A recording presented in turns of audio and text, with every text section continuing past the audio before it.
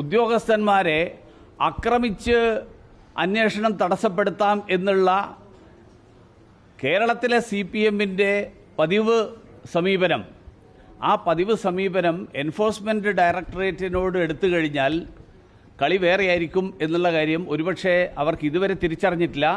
അവർക്ക് സംശയമുണ്ടെങ്കിൽ അവർ പരിശോധിക്കേണ്ടത് ഇന്ത്യ സഖ്യത്തിലെ അവരുടെ കൂട്ടാളിയായിട്ടുള്ള തൃണമൂൽ കോൺഗ്രസിൻ്റെ ഇതേപോലത്തെ സമീപനം ബംഗാളിലെടുത്തപ്പോൾ ആ ബംഗാളിൽ പിന്നീട് എന്തുണ്ടായി എന്നുള്ളത് അവർ പരിശോധിച്ചു കഴിഞ്ഞാൽ അവർക്ക് നല്ലത് എന്നേ എനിക്ക് പറയാനുള്ളൂ.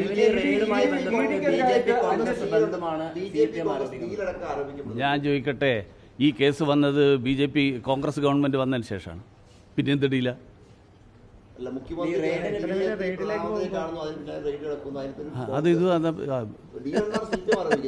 ഞാൻ പറയട്ടെ, CPMകാർ പല തമാശകളും പറയാറുണ്ട്. CPMന്റെ സംസ്ഥാന സെക്രട്ടറി അടക്കം കോമാളി വേഷമാണ് മാധ്യമങ്ങളുടെ മുന്നിൽ കിട്ടുന്നത് എന്ന് ഞാനല്ല പറഞ്ഞത്, നിങ്ങൾ റിപ്പോർട്ട് ചെയ്തത് അവരുടെ പാർട്ടി യോഗങ്ങളിൽ പറയുന്നു എന്നാണ്. ഇപ്പോൾ പാർട്ടി അണികൾ പറയുന്നത് ഈ കോമാളി വേഷം കെട്ടി ജനങ്ങളെ തെറ്റിദ്ധരിപ്പിക്കുകയായിരുന്നു CPMന്റെ സംസ്ഥാന സെക്രട്ടറി എന്നാണ്. അപ്പോൾ ഇതുപോലത്തെ വാദങ്ങൾ, അതായത് ഈ കേസ് എന്തുകൊണ്ട് ഈ റെയ്ഡ് ഇത്ര വൈകി മാർക്സിസ്റ്റ് പാർട്ടിക്കറിയാം, കേരള ഗവൺമെൻറ് അറിയാം.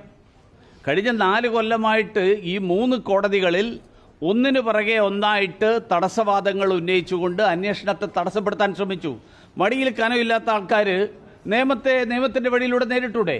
എന്തിനാ തെരുവിലിറങ്ങി പ്രതിഷേധിക്കുന്നത്, തെരുവിലിറങ്ങി ഉദ്യോഗസ്ഥന്മാർക്കെതിരായിട്ട് അക്രമം ഒഴിച്ചുവിടുന്നത്?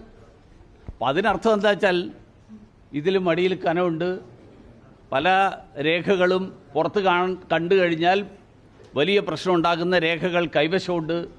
അതുകൊണ്ടായിരിക്കണമല്ലോ.